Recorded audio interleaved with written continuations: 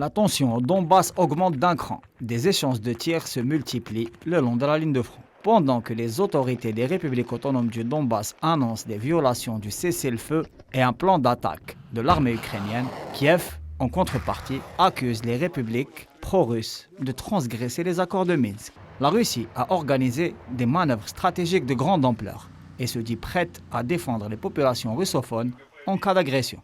Sur plusieurs espaces de conflit potentiels et contre un ennemi virtuel, ces manœuvres ont vu se dérouler des exercices militaires qui ont inclus le lancement de missiles balistiques de grande portée à capacité nucléaire.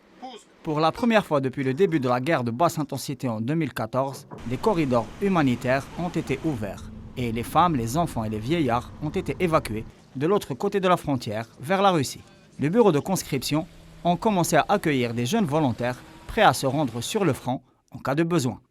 La conférence de Munich sur la sécurité a pris en charge en priorité la question des tensions en Europe orientale.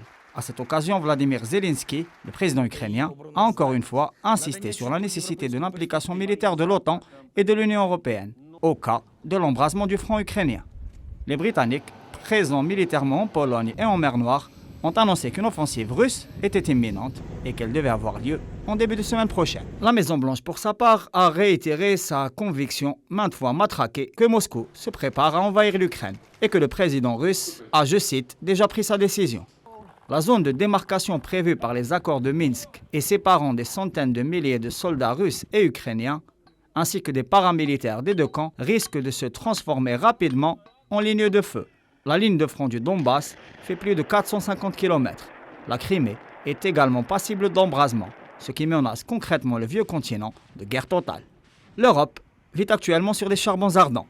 Et tous les dirigeants le disent, si un accord n'est pas trouvé rapidement, le scénario à venir pourrait bien ressembler au passé sanglant de ce continent.